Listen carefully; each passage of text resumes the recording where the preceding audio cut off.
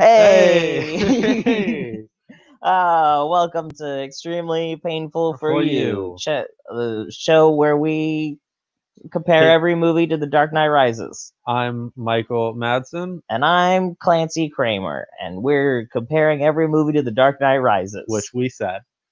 And also, And the other thing that we do on this show is compare every movie to The Dark Knight Rises. What else do we... All right. Let me list all the things that we do. God we damn it. watch The Dark Knight Rises. Uh-huh. We watch another movie. Right. And then what do we do with the We two? compare the other movie to The Dark Knight Rises. We never really contrast, do we? And also we Reba facts, baby. Reba facts. Reba facts. Hell yeah. Ooh, get excited. I got a hot one in the chamber tonight. I'm so excited to find out the Reba fact. We got ooh, hot diggity. Ooh, it's gonna blow your lid off. I'm excited for my lid to be blown up, but also I doubt it a little bit. Well, You're hyping up the Reba fact quite a bit. It can't be hyped up too much. That's fair. That's fair. There's no such thing as an overhyped Reba fact. All right. So Dark Knight Rises, what'd you get out of it this time? Let's see. First of all, did you like it more or less than the last couple times? I had a rough one this time. Okay. I had the opposite experience. I think this is my favorite watch since the first time we watched it. Here's the thing. More and more, every single time, I get closer and closer to just reciting every line along with the movie, and it's starting to scare me a little bit.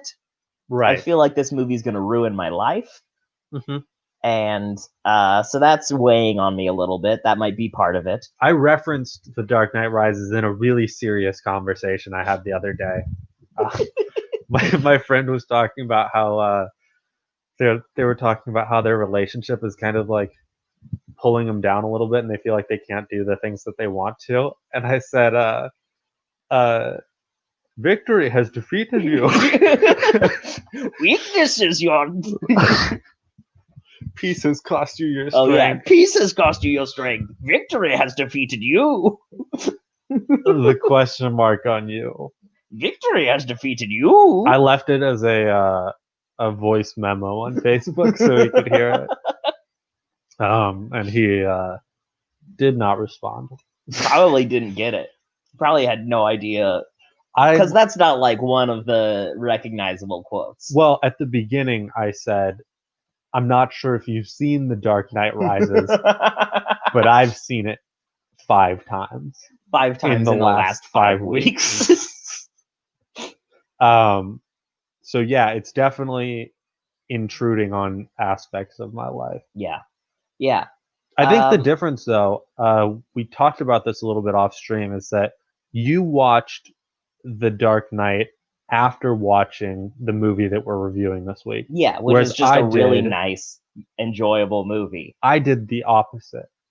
I had a treat waiting for me at the end of The Dark Knight Rises, which made it really tolerable. Yeah, it's like if you play, if you hate playing baseball and your dad makes you play baseball, and then at the end of the game you get like a Kool-Aid or something. That's your experience. You get an ice cream after that one's baseball. Real. That one came from the heart. No, that's not real at all. That one's real. I've never played baseball in my life. You just had the ice cream then? Oh, yeah. My dad would be like, want to play baseball? I was like, can I have ice cream instead? And he was like, yeah, totally, bro. I didn't realize you were saying that you're coming closer every watch to just reciting the movie. This was one of the first watches I've had where I picked up lines that I do not remember happening. Yeah. Ever. There was a point where do you know the Christopher Walken Bane thug? He's the one who, and I've never caught this before. I know he says exactly what you're talking about. He said the water runs to any one of the outflows. Yeah. That guy.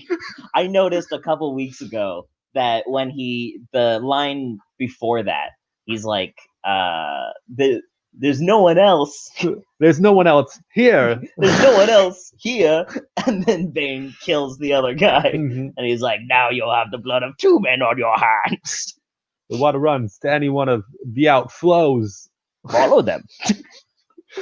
And I did not. There were so many moments like that. I really focused this time on what the non-main characters or even side characters were doing. Something that I wrote down is it's taken me 4 viewings to fully grasp all the things that happen within the movie, Mhm. and not in a good way. Yeah. Like, so many things happen that's just like, why? Why is that part of the movie? So going into a little bit of what I have in store for how I watched The Dark Knight Rises, I tried to plot out every plot point from memory, Okay. and I missed So many. every time I wrote something. I asked myself, why did this need to happen? And I don't remember, or I didn't remember for almost all of them why they needed to happen. Really quick, before we get too far away from Yeah. reciting the movie along with it, I noticed for the first time, and it's probably been happening the whole time, I say lines out loud with the movie, and I noticed it today, and I was like, oh no, my roommate probably thinks I'm crazy. I don't think that's the thing that would do it. Yeah, it was a lot. You've It was a lot today. done things where you've watched That's 8 true. streams in a row of the same special. Yeah, but I mean, like, I that's don't not think that this crazy. is that much worse. Yeah, but this was like talking to myself loudly, Yeah. sort of thing, as opposed to just, see, that's just me. I'm extra, but this Mhm. was me, like, genuinely, I might be going crazy. Let me ask you a quick question. There's a scene where Bruce Wayne goes to Miranda Tate's party, Yes, and he sees Catwoman there, and they reunite. Why did that scene happen? so that she could go, there's a storm coming. I just didn't understand what it had to do with anything. No, and there were so many points in that where I'm like, what happened? I've said it before. Why did it happen? I'll say it again. Everything that happens in the first 45 minutes of this movie could not happen, and you would not notice. With that being said, I'm really excited to share this. I wrote down the fix for The Dark Knight Rises scene by scene. Let's do it. Let's get into it. So, The Dark Knight Rises begins on a clip of Commissioner Gordon talking. Okay. And then it goes into the plane, like in the actual movie, and then it goes into the plane scene. That's dumb. It should start. I mean, it's amazing. It should start with the plane scene. Okay. There should be no Commissioner Gordon at the beginning because he comes in the next scene anyway. Okay. Yeah. So yeah. start with plane scene. I think that was a direct clip lifted from the end of The Dark Knight. And I think that's dumb. Yeah, there's no reason to Nope. do that. Yeah. So plane scene. Shaves off 30 seconds already. Yeah. Killing it. 30 of the first seconds. Yeah. The first 30 seconds of the movie. Kill it. I Get out of there. 100% cut off. Yeah. Yeah. The next thing, plane scene intact in full. Everything is the exact same. Because if you remove the plane scene, it ruins the movie. Entire movie. I mean, you wouldn't notice if it wasn't there, but knowing that it exists, I can't not see it. We wouldn't be doing this show if it wasn't for the plane scene. Almost certainly. The next scene, for some reason, it's celebrating like Harvey Dent Day or whatever. Yes. It's dumb. The day that Harvey Dent died. Stupid. It's Here's celebrating... what it should be. It should be celebrating Commissioner Gordon's retirement. Okay. Because But then you won't get the scene near the end where Bane goes, and do you accept this, man? I'll get there. Okay. So he retires, and the reason why he retires is shown in a flashback where he just can't live. He can't be the police commissioner and also have lied this much. And so he gives that really weird speech at his retirement, and it makes sense because it's a retirement. It is. Yeah, he's being like, he's being shifty. He's uncomfortable. Then Foley, who's the character. Yeah. That guy's name is Foley. His name is Foley. I wrote that down. Foley becomes the police commissioner. And he sucks. Not in this cut. Okay. In this cut, he's dope. Okay. So you see that he's definitely one of more peacetime. Yeah. but he's a good guy. He's instantly likable. Commissioner Gordon is like, I'm excited for the new police commissioner. I wish him luck. But basically, it's a great transition. Bruce Wayne comes down at that point to the party. He meets Miranda Tate, and they just hit it off. Not really talking about anything in particular, but that's the introduction of her character. Okay. He retires from the thing early, and he sees the Catwoman scene. That happens in full. Okay. Which, by the way, I think that scene where she says, oops, no one told me it was unpickable, I think that's the best acting in the whole movie. The transition from her being meek to how her body moves. Yeah. And I 100% noticed that this time. It's incredible. She's like, "Oh, I'm so sorry," and then like you could see her entire body, her face. She everything. she reforms into an entirely different person. It's amazing. It reminds me Anne of Hathaway, very talented. Yeah, that's what I got most out of this. Is every time I watch this, Anne Hathaway gets more talented and also hotter. Every single time. I don't know how. She does. It's those big boots. They make it hard to walk. You gotta make that face again directly down the camera. It was so genuine disappointment.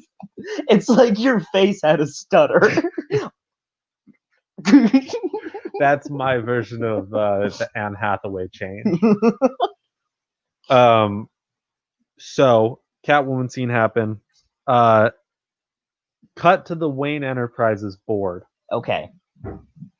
It overrules the energy project that Bruce Wayne wants to go through with. Okay. He's like, this is the solution for clean energy in Gotham. And they say, hey, there was a Russian guy and he solved a way to make it into a nuclear bomb. We don't trust it, so we're going to stop it.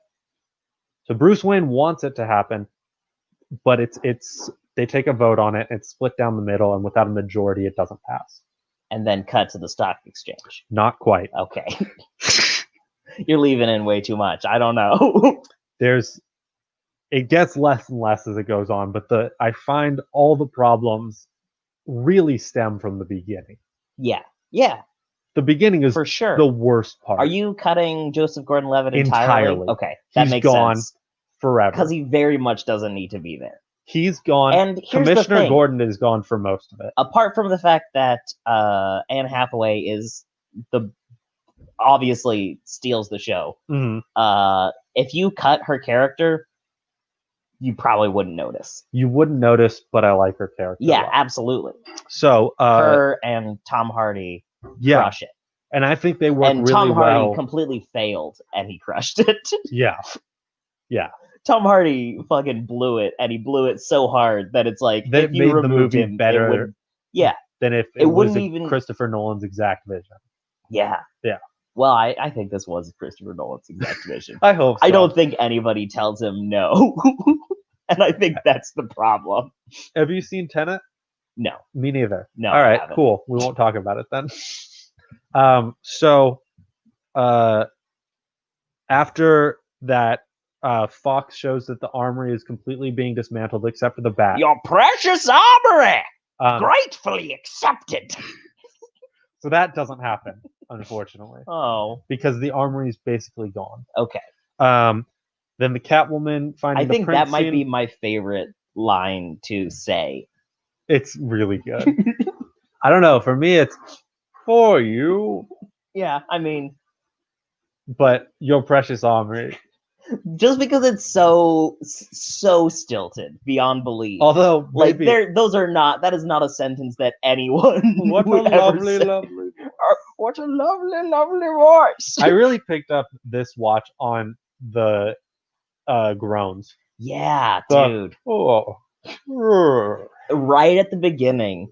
And since they was all dubbed, that was like he was like if he was like falling and it caught himself on another chair, he would give it a little like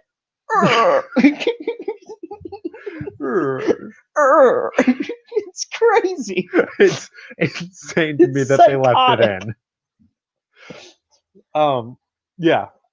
So in this cut, you see a lot more Bane. So Catwoman print scene. Foley goes down to the gutters, not Commissioner Gordon. He's a badass, and he goes down to the gutters to chase the bad guys that were going there after the Catwoman scene for some Yeah. reason. That doesn't make Yeah, sense in the well, original no, cut, really. because the scene before it, right? Oh, it Doesn't does make sense. Joseph Gordon? Okay, the reason I just realized the reason that Joseph Gordon-Levitt's character exists is to make the sewers, is to introduce the idea of the sewers. Okay, that doesn't happen That this is time. it. In this one, the people that are trying to assault Catwoman and make her Kill her. like backstab her. They were gonna kill her. Yeah, they were gonna kill her. They escape into the gutters. Foley goes down Okay. solo like a fucking badass hero. Gets knocked out, has Yeah. wake up vision, sees Bane briefly. Bane says something badass, and then he rolls into it. So we only see Bane for a second there Okay. because the next scene Oh, is it's the all big like reveal. it's all He's back. POV, Yeah, POV. so it's fuzzy. Yeah, and it's just like his back, and he says something cool. He says, "Why are you here?" Yeah, and then And you brought him here? not him, you. What does he say? Yeah, he said, "Why are you here?" And he's like, "Fucking tell him. Answer him. Answer him." He's like, "No, I meant you. You. It's a police commissioner. And you brought him here? No, you panicked. And your weakness has now cost 2 lives instead of 1. No, but there was only. Yeah, and that's Yeah. Christopher Walken guy. Yeah, that's Christopher Walken. So Foley escapes, almost makes it to the police station to tell about the sewers, Okay, passes out. all right. Tate and Bruce talk about the energy thing, and they bond over that. They're like, "What if energy was free?" And he's like, "I have an idea for that." And then they fuck. And they don't fuck. Oh. Maybe. Well. I mean, might as well. Why not? I don't know. Seems like a bad movie if we don't get a weird scene. They fuck for the 30 minutes that I've cut out. This cut is the exact same time, but 30 minutes of it is fucking. Yeah. All right. Catwoman is blah blah blah. Everything else is the same. Then he elects Tate to the board to push the thing over in his favor, get the energy passed. He gets her elected to the board to sway the majority vote. Wait, then why does Bane need to exist? She just starts it. Why does he do the? Does the hit on the stock exchange still happen? Yes. Why? To fuck over Bruce Wayne. No, but the only reason that he had to fuck over Bruce Wayne was to make the vote happen. Fuck. You don't understand the plot of this movie. I did miss that small part because I have that coming in later. After the stock exchange, he still gets evicted from the board. Shit. Yeah. Okay. Never mind. Finish. It's almost done. Lot more Alfred yelling I have here. Absolutely. But all condensed into one scene. So it's like 15 minutes straight of him yelling. I've showed up your wounds, but I won't bury you. And then the whole scene happens earlier, and Batman literally watches himself become the bad guy. Because when Bane pulls out the weapon, he says, the nuclear reactor, courtesy of Wayne Enterprises. Oh. And he says the very anti-capitalist propaganda of the rich value their profits more than your lives. Yeah. Pity. And then that makes sense where he says this is the reckoning, because now it's like, fuck the rich people, they wanted a nuclear reactor. Okay. All right. Let me tell you what I think should have happened. Okay. What would make this a good movie? Not what... Because here's the thing. You do have to cut the plane scene. I hate that. I hate it too. I hate it. That plane scene should just be its own movie, honestly. We should make an entirely different movie built around that plane scene. There should be a Bane trilogy. Plane scene, entire movie built around just that. CIA is like a main character. CIA is the main villain. It's the Dark Knight 2.5. Yeah, exactly. Just Bane and Pavel's escapades in Turkmenistan or wherever. Yeah. Pakistan, Kurdistan, wherever it was. Kazakhstan. Bane and Dr. Pavel's exploits with Borat is that movie, and then it culminates. You don't get to bring friends, and it's all of Sacha Baron Cohen's characters. There's Borat, there's Ali G, there's Bruno. You don't get to bring friends. Wah wah wee wah. Yes, and it culminates in that plane scene, and the plane scene is the finale, and the movie ends with them flying off and dragging Bane and Dr. Pavel. How do you justify not having a plane scene? Because the movie starts with a hit on the stock exchange. Very first thing that happens. Okay. Where does the nuke come in? There is a board meeting directly after. So hit on the stock exchange, and then it introduces the idea that there are too many. Okay. There are too many lines that you said like you don't understand the movie. It's like there are like 12 concurrent lines that if you try to get 11 of them straight, one of them goes wonky. Yeah, it's crazy. Which is still better than the current one where all of them are bad. Okay, next week I am going to pick it apart, and I'm going to dissect every moment. It's so hard. And cut everything that doesn't need to be there and fix it. I'm going to fix this movie next week. This was, by the way, a shower epiphany. I'm like, I have to write this down. They need to know. They must know. Okay, let me get to some of these notes that I made here. I noticed and really enjoyed the line after the reckoning happens. Catwoman goes, "This was someone's home," and then her friend goes, "And now it's everyone's home.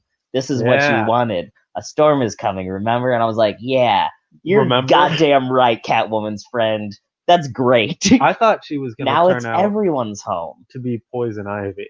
That would be pretty fucking cool. And they blew that. That'll be in my recut. And also, Mr. Freeze explains the weak ice. Basically, it was exactly. They should have brought in more villains. Villain. That's how you fix this. There movie. should have been more characters. Add more things to it. That's how you fix it. There aren't enough things in The Dark Knight Rises.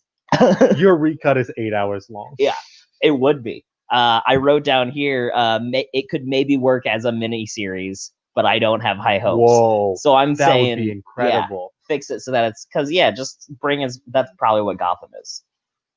No, but they're doing a bad job. Yeah, because they don't have Tom Hardy or Anne Hathaway, who are the and everything else is probably fine. Anyway, let's see. I wrote down, I just can't get over how close it comes to being a very interesting and progressive movie. Yeah, it's like that frustrates us. It toes the line. Yeah. So, and then I wrote down Nolan sucks ass. Let's see. I wrote down what a piece of garbage. You had a lot worse of a time through this. Oh, there's a few lines. This line when he takes the Batwing and is firing at the armored truck, and Lucius Fox is like, "Nothing like a little air of superiority." And it's like, what the fuck is that line? It's just like, I gotta put this quip somewhere. Every time I watch this movie, I say, what the fuck is that line? Was that always there? Every time. And then right after that, when the armored truck goes over the edge and she pretty much dies. Yeah. I wrote down, "Click it or ticket, bitch." That's what this line needs, more quips. I want click it or ticket. No, I want bitch. Jim Gordon to run up and be like, "Hey, click it or ticket, bitch." All right. Oh my god. No, Robin does it and says, yes. Now back to overdue library books. Which, by the way, awful line. The overdue library books one. Yeah. That Most whole of the scene, things. He actively hinders Most the movie. of the things that he says are crazy. He might be the worst part of the movie. Yeah, he sucks. He's so bad. He's with it. Here's an important thing that I wrote down. I get that Scarecrow is the judge for just like the purposes of like tethering the trilogy together, like making it all seem like it all comes full circle. Right. But it doesn't make sense that because he was one of the rich assholes in the first movie. He was like a rich fat cat and just got caught being a criminal.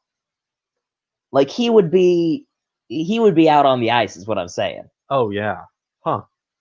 And he doesn't even use the fear stuff. Like if he was like a Punisher type, where like he would give him fear. It's like, okay, I see it, but he doesn't. Yeah. Weird. Yeah. And that doesn't make any sense. Another thing that I wrote down is Bruce Wayne the only child that Jim Gordon ever met in his entire career? Because that was the thing that tipped him off. It was like, even if it's just a little kid that you put your jacket around.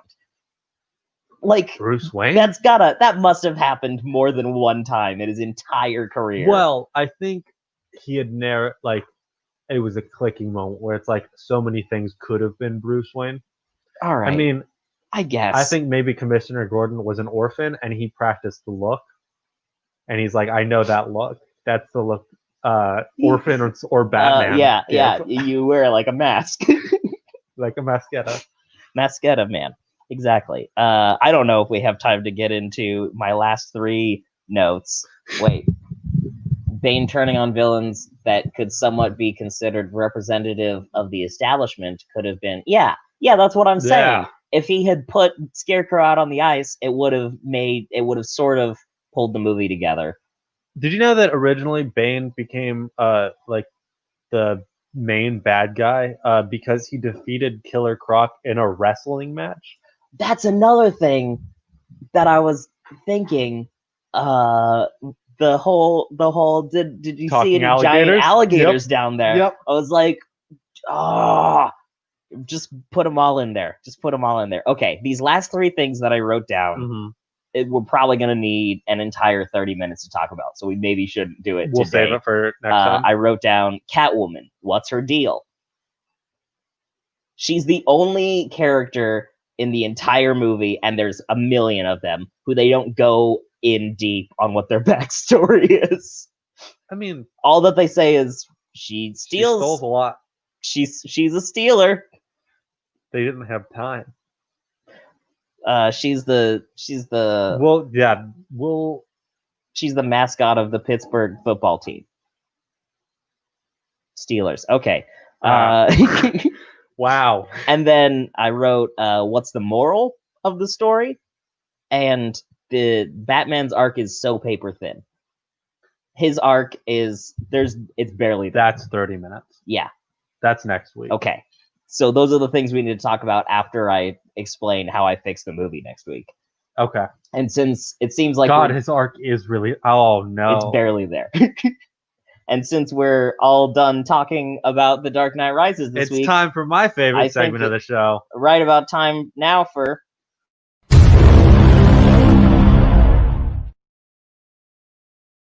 It's Reba Facts, baby. It's time. Let's get a Reba Fact going. Are you ready? I'm ready. Are you ready? I'm so ready. You better be. Because the Reba Fact this week is her show was almost not called Reba. What would they have called Other it? titles considered were Deep in the Heart, Family Planning, and The Reba McEntire Show. Wow, that sounds... I'm really glad they settled on Reba. Yeah. Well, they should have called it Everybody Loves Reba. Anyway, was...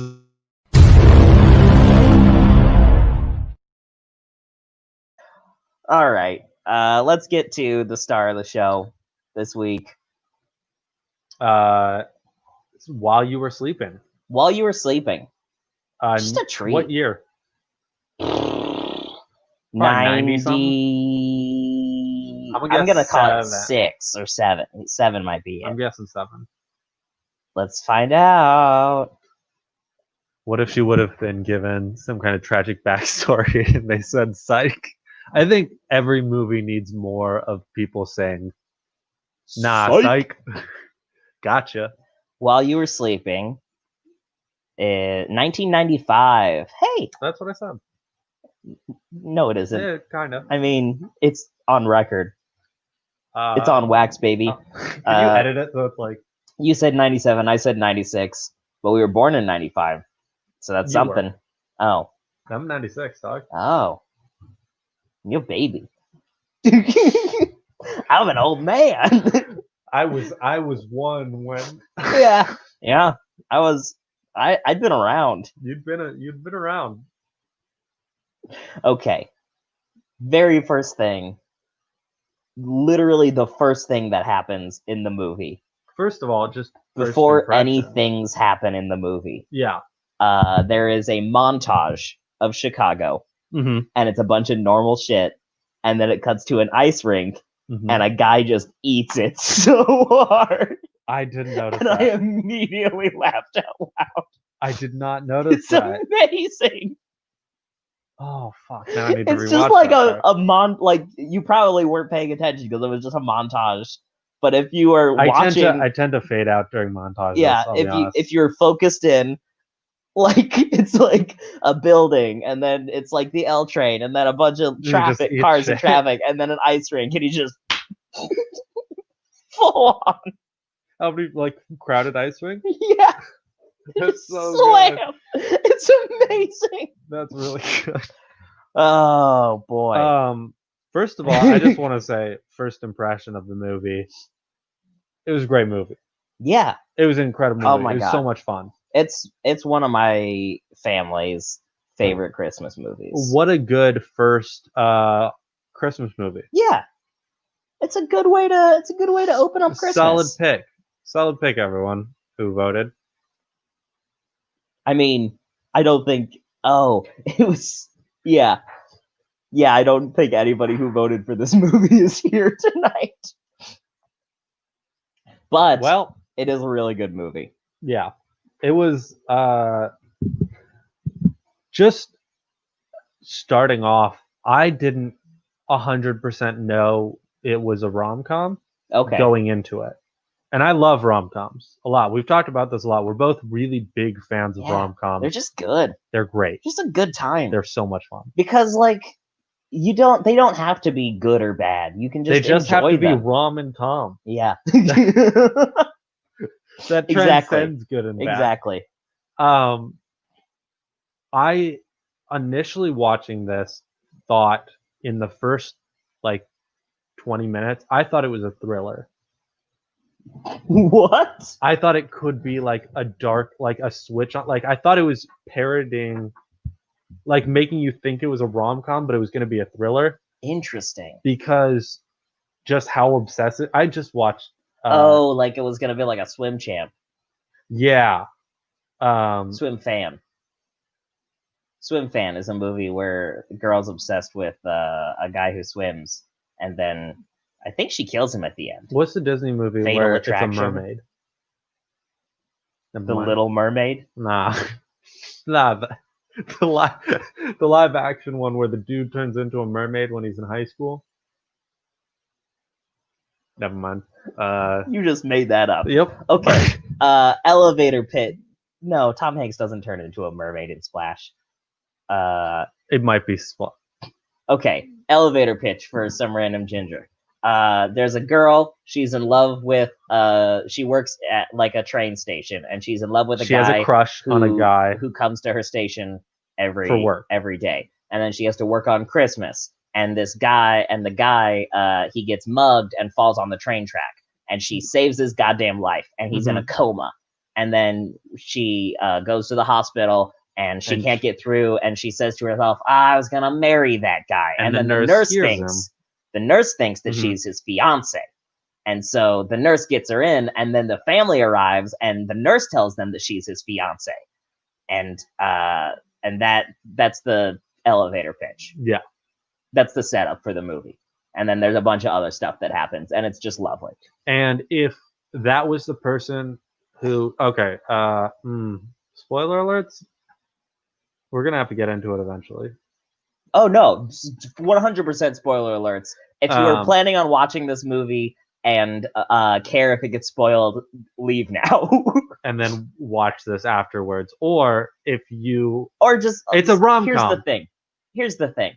I read Spoilers one time don't matter. that spoilers actually, if the movie gets spoiled for you, you actually enjoy it better, like scientifically. They did pleasure center stuff. So just watch the show. Yeah, enjoy it more. We're making the movie better for you. If the rom-com was her and Coma Dude, like till the end, it would be a thriller. Yes. Like it would be her invading someone's family. Yeah. And which could be very interesting. That would be... But instead it was beautiful. Just a twisted tale of fun and her falling in love with his brother. There was a Who is Bill Pullman. There was a point very early on in this movie where I wrote down, shit, I haven't taken notes. This movie is too good. I love rom-coms. Yeah. Yeah. Okay. In the first 5 minutes, I took a lot of notes because there were quite a few things. Mm-hmm. Let's see. For starters, the opening monologue, not too good. It kind of sucks. Oh, really bad. It's not as orange as I remember. And also, it doesn't need to be there, is what bothered me. I've become very attuned to when things don't need to be there in movies. No. And that is the legacy of The Dark Knight Rises. See, and my legacy is I've become very critical of intro scenes. Yeah. Yeah, because I will say the intro scene, best part of The Dark Knight Rises. That was the only part of this movie that was worse than The Dark Knight Rises. Yeah, absolutely. That is completely fair. And then right after that, she sends a Christmas tree through her landlord's window by accident, and she gives him a Christmas present out of her sleeve. Mm-hmm. And she says, "I almost forgot." And when she pulls up her sleeve. She pulls it out of her sleeve. So it was like, how do you almost forget that? Sounds kind of like The Big Sick. We were actually just talking. The Big Sick is my favorite rom-com. A little bit similar to The Big Sick. I think it's better. And the fact that someone is big sick in this too. Someone is big sick. And then let's see, her boss. There's like a scene. No notes on Junior. Oh, in the first 5 seconds. We'll get there. Okay, good. Her boss arrives at the hot dog stand. She says, "I'll have my usual," and the hot dog guy's like, "What the fuck is that? I don't know your usual. Get out of here, bitch." And then her boss arrives, and her boss is like, "I'll have the usual." And literally, he only orders a hot dog for that thing to take place because he walks away without a hot dog. The usual is not getting a hot dog. Yeah, he literally says the usual, and then him and Sandra Bullock walk away. Nice. Which I enjoyed immensely. For a while, so I realized I hadn't seen many. If I haven't seen a Sandra Bullock movie that I remember, and for a while in this movie, I was wondering if she was doing an accent. She might be, but I'm pretty sure that's just her voice. She sounds like a Lady Kermit. She sounds like Lady Kermit a little bit. That's pretty much it. And it really, at the beginning, I'm like, man, why is she doing an accent? And then at the end, I'm like, I love that voice. I love that for America's sweetheart. She is. Here's the thing. I think I've seen a lot of Sandra Bullock movies, but I can't place any of them. Does that make sense? Yes. Yeah, okay. What are some Sandra Bullock movies? Yeah, pop off in the chat. Give us some Sandra Bullock movies, and we'll tell you. I'm trying to watch more of her now. Yeah, a lot more. Oh yeah. We'll be watching her career with great interest. Oh, Gravity was Sandra Bullock. I was gonna say Miss Congeniality, but I was worried that was the other one who looks just like her. Wasn't she blind? Julia Roberts? Is Julia Roberts the one that looks just like Sandra Bullock? Anyway, 28 Days, but not 28 Days Later. no. I have seen 28 Days Later. Not a rom-com. 28 Days Later as a rom-com I would be think amazing. Every though. movie could be a rom-com. And it would be, Yeah. the world would be a better place. I think Yeah. the only world in which every movie is a rom-com is a world that 9/11 didn't happen. But they still made the movie about 9/11, but Right. it was a rom-com. But it was a rom-com. All right. Yeah, Julia Roberts looks like Sandra Bullock. Okay, thank you. I'm not crazy. I wrote down, and this is pretty much the line of the whole movie, in my opinion.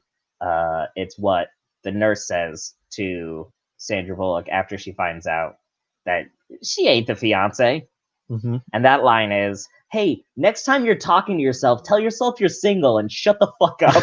She doesn't say shut the fuck up, but she says... It's such a good line. And I think it's something that we can all remind ourselves of. Next time, remind yourself you're single. Next time you're shut up. talking to yourself, remind yourself you're single and end the conversation. That's all it takes. There's so many points. Even if you're married and happily married, next you're time still you talk to your single in your mind. Just remind yourself you're single and end the conversation, because really nothing else needs to happen in your head. There were enough points towards the beginning of this movie paints a picture of a very different movie. Sandra Bullock seems like she has a disability towards the beginning of she seems like she is obsessive over this guy, and less also of a disability and more just like obsessed. Right. Yeah. Which is worrisome for the beginning of a movie. Yeah. Because that's not how you want a movie to go. No. And especially when it goes that direction right after playing like, this will be a very... I'm like, this is a yo-yoing me around which a lot. Also, again, such a great song for the opening of a movie. Oh, yeah. So many movies do that. It's like that song and Sabotage. If What's every Sabotage? movie by the Beastie Boys. How does it go? Come on, you can do Bane. I can't stand it. I know you planned it. I'ma set it straight this Watergate. And then it's got like a hard rock in the background. Oh yeah, it's such a good song. Now that you sing it, I know exactly what you're talking about. Either that song or This Will Be an Everlasting Love could be at the beginning of every movie, and then you'd be like, okay, I know the type of movie. Which movie this is. Because if the Beastie Boys song had played, I would have been 100% sure it was a Thriller.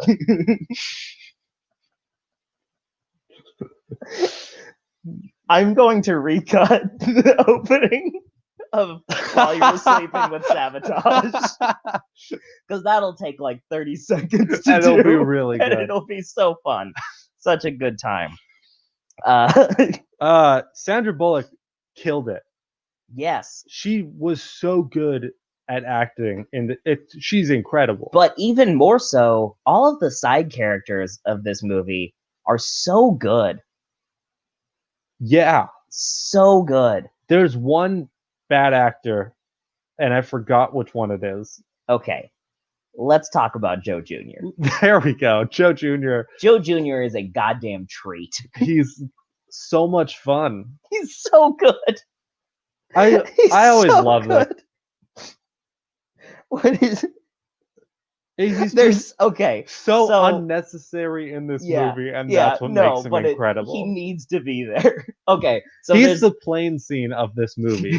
Yeah, he doesn't work, but I couldn't imagine it without him. There's a scene in the stair where he goes, "Hey Lucy, 8:00 tomorrow night," and she's like, "What? What are you talking about?" He's like, "I got Ice Capades.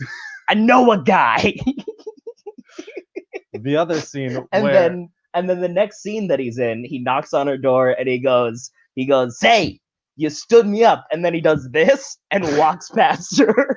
He's like, "Talk to the hands," walking away. And the part where he's like, Lucy is walking by him and he goes, "Luce, hottest girl in the building." And like, then yeah, the joke is that like his girl the that he's girl seeing is next to him, but also what a weird thing to shout at someone. No, he says that to Bill Pullman. Oh, he says, he's like, "Oh, you going to talk to Lucy?" And hottest girl in the building. And Bill Pullman's like, "Yeah, I am." And he's like, "Luce, hottest girl in the building." And then the girl he's with is like, "Hey," and he's like, "But you are the hottest girl on the 3rd floor." He's the bane of this movie. I love black underwears. He's, oh my god, him as Bane. It's so good. I think. Hey, your precious armory, gratefully accepted.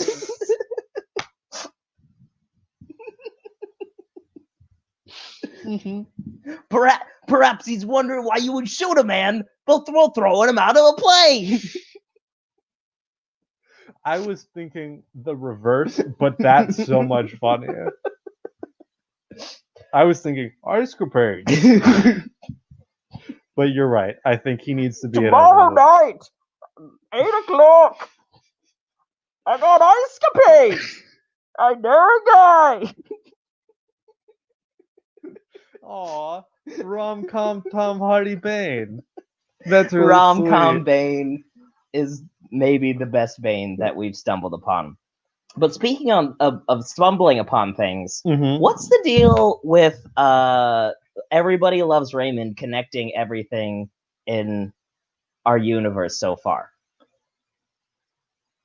Huh. Raymond's dad is the oh no. Yeah. He's part of the BCEU. The BCEU. And okay. So I have this whole section of my Dark Knight Rises notes that are connections. I'm thrilled. I wrote down Peter is Talia and Jack is Catwoman. Absolutely. Which is Jack is Bill Pullman's character and Peter is in a coma.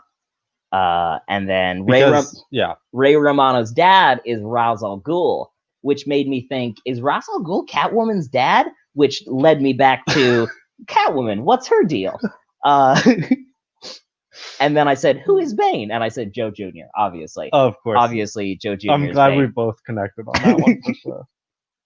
And then I wrote down Everybody Loves Raymond has come up way too often. And that might be the anchor point of the entire BCEU. We'll figure it out. And then I wrote down maybe Bane is the L train. No, the L train is a plane. Oh, yeah. Yeah, I'm crashing this L train with no survivors. And then the pit is Florence, Italy. Wow. No. Oh, Florence, Italy is Florence, Italy. Florence, Italy is Fernet Branca. Yes, I do mean Peter Boyle, Ray Romano's dad. I studied communications basically in college, and I had a professor who, to explain every communicological phenomena, would play an episode in full of Everybody Loves Raymond. Ma! And she's like, nobody gets communication like the writers of this show. So if you ever want to... My brother! If you ever want to have my degree without paying for it, just watch Everybody Loves Raymond. Yeah. Let's see. I wrote down do people announce their marriages in newspapers? Is that a thing that people do? They used to. Weird. Yeah, now. Why? Because Facebook wasn't a thing? No, but to what end? Just so the whole city, because you're in contact with all the people that you're going to invite to the wedding. No, some people are just like, hey, it's the same thing with obituaries. Wait. No. No, because you can't just show up at a person's wedding. You're not supposed to. Can you show up to a person's funeral? The obituary does not. The obituary doesn't list the funeral. It just says they died. It's parents bragging about their kids. Ugh. Gross. It's like when they did your yearbook have the thing where like rich parents could put like a whole page of their kid? Oh, No. I'm not sure if that's a common thing in Well, my school. okay, we sold ads, so technically yes, you could. But nobody did. There were like a couple rich families and they just bought out like 2-page ads for their kids. They're like, happy graduation. And it's like Crazy. you could just Psychotic. get like a card with money, and then it Yeah, doesn't all ruin that everyone is- else's yearbook. Oh, that sucks. During the okay, Yeah. some people send their wedding announcements to be included in class notes for the. Oh my god, Oh, I'd be so hate- embarrassed. I hate that. I hate that so much. I think you just hate. Oh, if you have a People- camera, you can show up to a wedding and no one will question a thing. You're just a photographer doing your job. So Not- you could film someone's entire wedding and then just walk away. You have a lot harder of a time doing that at a funeral, I guess. No. I'm the photographer. You No, paid me. I'm It's here part of to the- make memories of this day. Don't you want to remember this forever? How else will you remember it? Oh boy. Okay. During the gift giving scene on Christmas, Right. I wrote down all of the gifts in that scene, Mm-hmm. and I'm gonna read them to you. I'm so excited. Number 1, the young lady gets to get her ears pierced. Okay, right. Yippee. She's what, 25? She was like 25. She was That actress was Yeah. in her 20s. Yeah. The next thing was Saul going, 7 bow ties, I bet. right. He hadn't opened it yet. Also, Lucy never opens her gift. No, that part Weird. stood out to me as It bothered being very. She just held it and hugged it, and I Yeah. think it was to symbolize That she was that happy. she liked. She just loved that she had a family to be The with real on gift Christmas. was what she was Yeah, seeing, not what she exactly. was holding. The gift was that she got a gift. Yeah. Because she was part of the family now. It was a shirt. It's great. It was probably It was a Reba Effect shirt, actually, that you can get.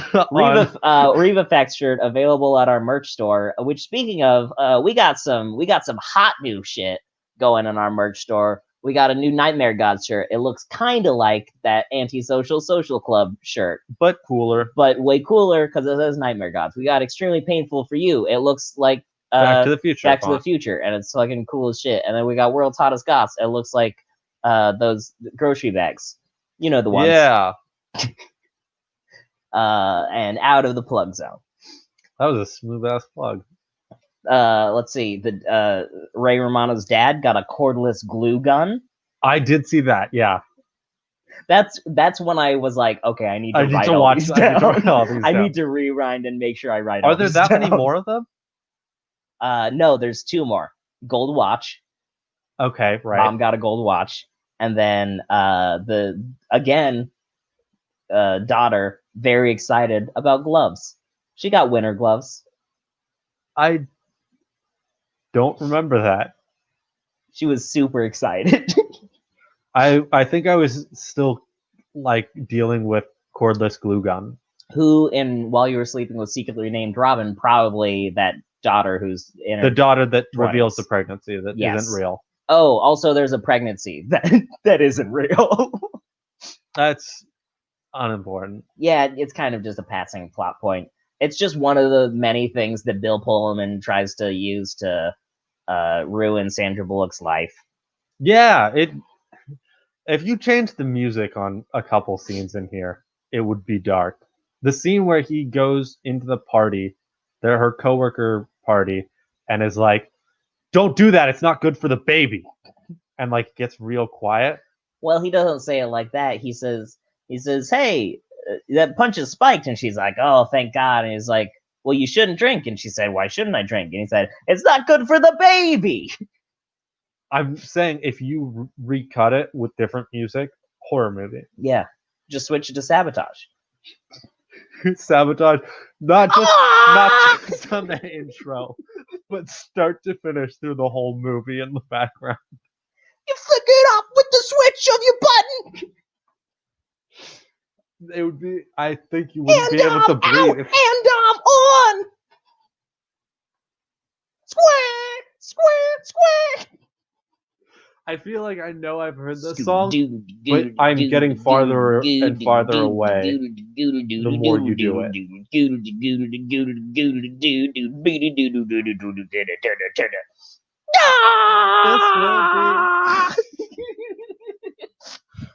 No, that is a perfect impression of the Beastie Boys singing Sabotage.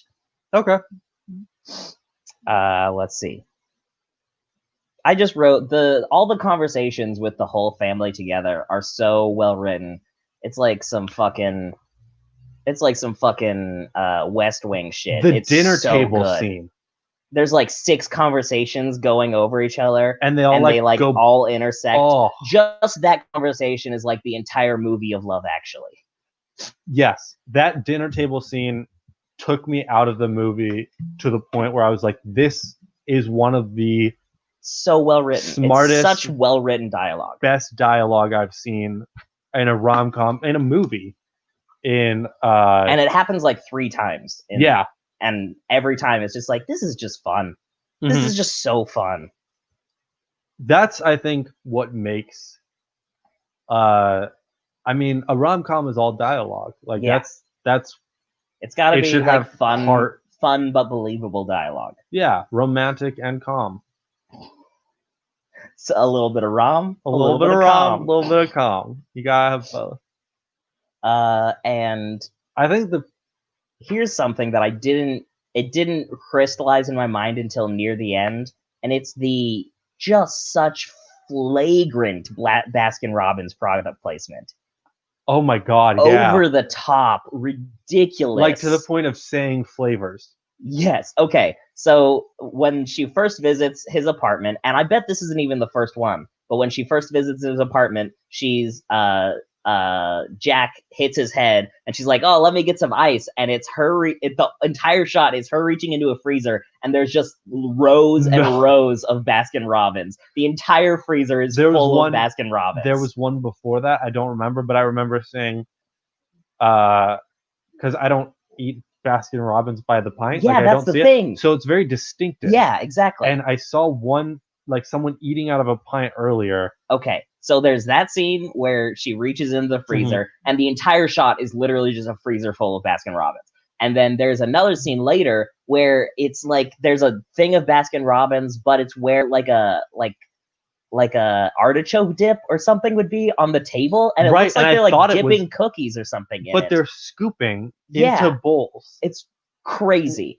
It's crazy. Yeah. And then again, like when in the hospital, they're leaving the hospital, he's like, here, I brought you some contraband. I got you Baskin-Robbins chocolate. And then he's like, chocolate peanut butter. And he's like, the other flavor, fudge mint by Baskin-Robbins. It's so far beyond. But what a tight sponsorship. Yeah. Yeah. Yo, if Baskin-Robbins execs are watching this, take it. I'll eat one on stream every time. Here's the thing. If it were me, and very clearly it was written in the contract, you have to do at least 3 very obvious in your face things. I would have written like 10 or 15 more in there. That's really funny. So just every scene, somebody's holding a Baskin-Robbins. It's just like, I was gonna marry that guy. Guys, she's the fiance. And then they like barrel right down the camera every time. Potluck at my place. Oh no, everyone bought dessert. And it's all Baskin-Robbins. Yeah. Found locally near you.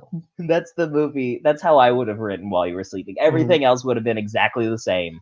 While you were eating Baskin-Robbins. While you were eating Baskin-Robbins. They did the thing that they've done they've done it in every movie we've watched so far. They said the name of the title. Yeah.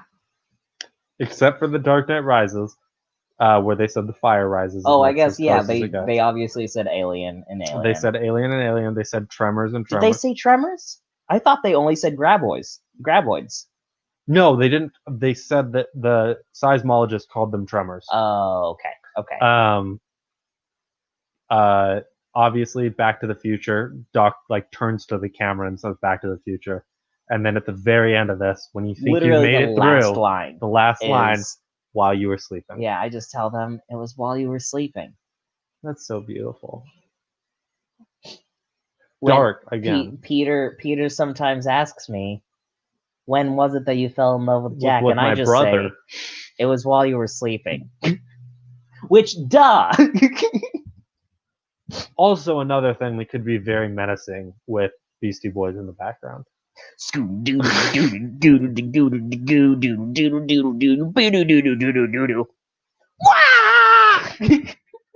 So, we came across a problem in this, is that both of us fucking love rom-coms a lot. Oh, is this where we want to... This is where... Okay, let's... So I came up with a solution, because otherwise we'd have a problem where the top would be rom-coms every single time. So I created the R-Cars. Okay. RCARS. I like that. I I like also acronyms. like that, yeah. It shortens to R-Cars.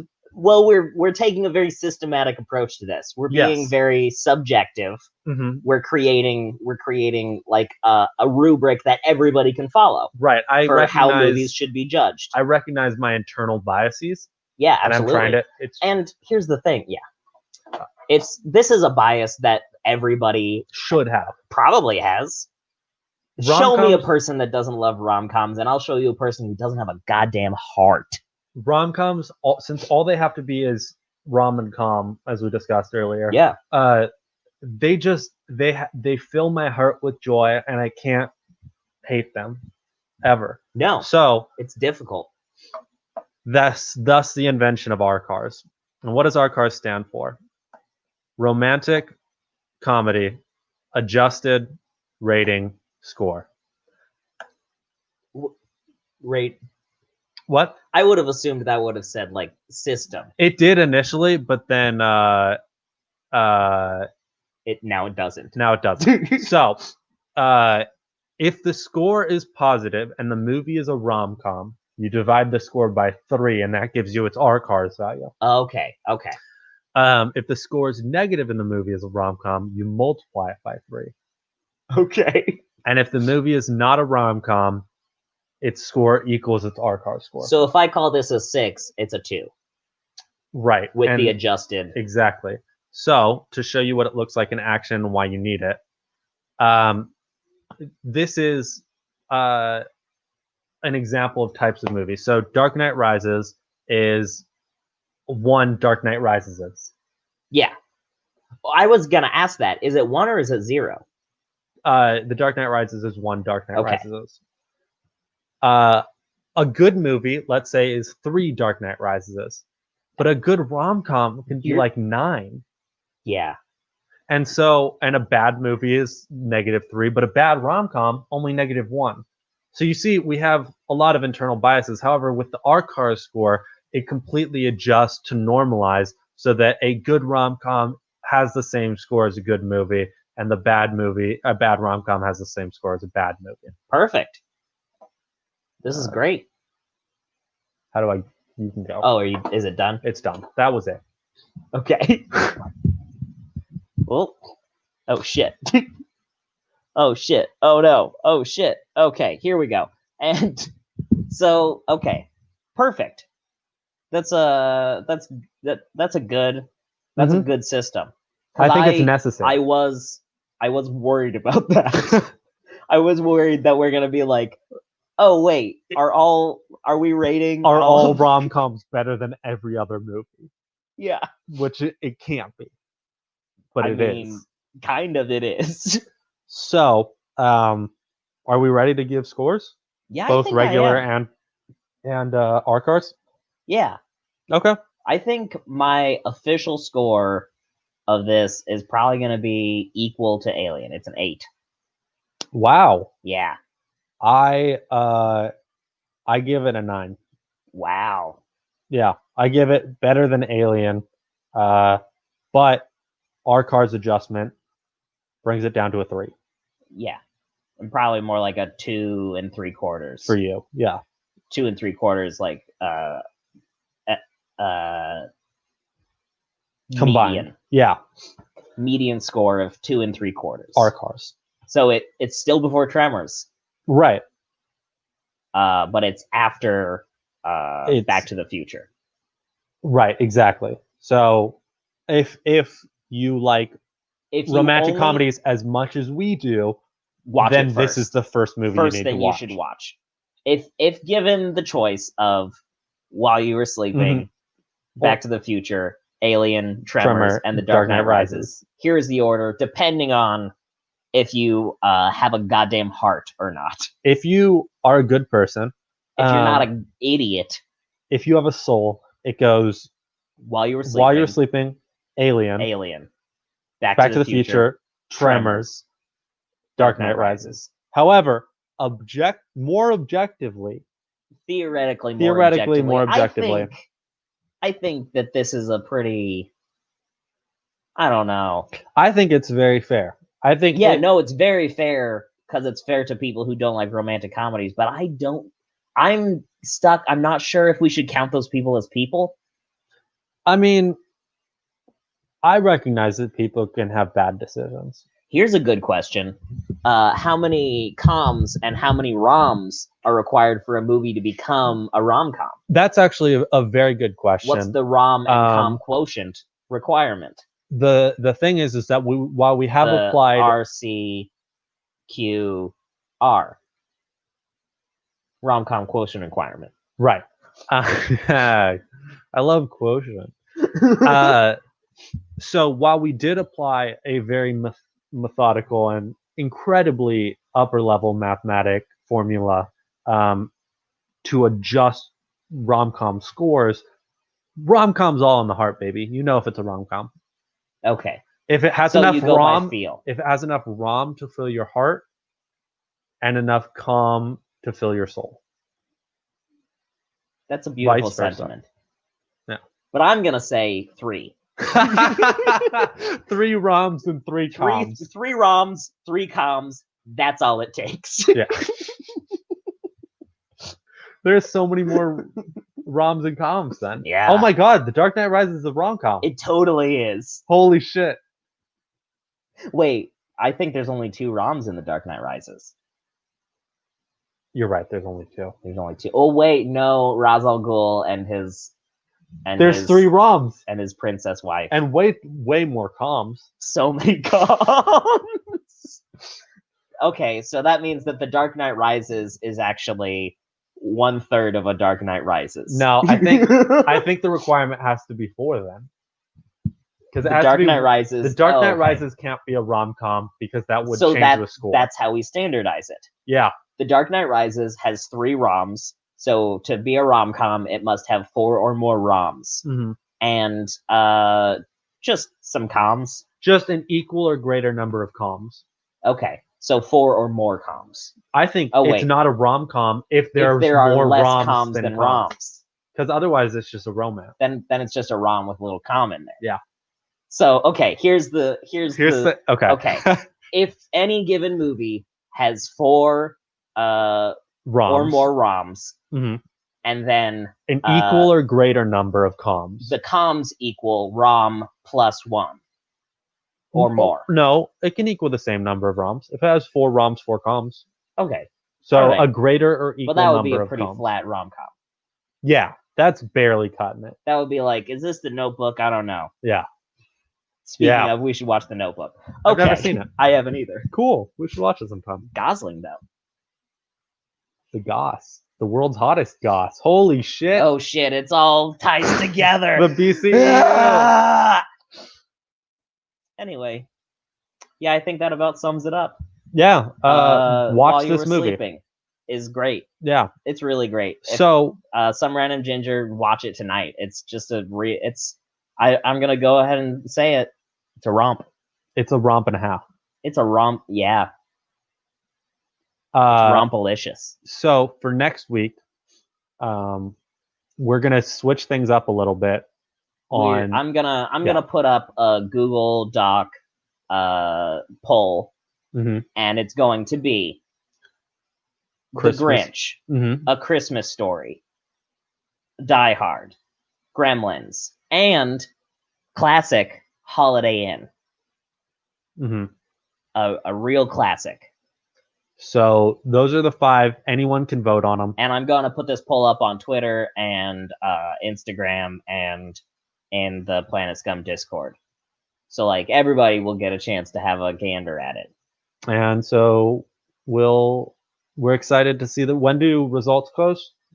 Let's say Saturday. I'll call it Saturday. Saturday. Cool. I mean, we could push it to Monday even if we wanted to. Let's say Saturday, unless if it's close, we'll push it. Okay. Yeah. All right. Cool. And you know what? I think that's Can you imagine anybody joining? Right. So if there's 3 wrongs, they just join it immediately, exit right after. Anyway, hey, we did it. Sorry for the math, but it was necessary. And it was good. Necessary evil. Necessary evil. Love you guys. Hey, keep it love you guys. painful.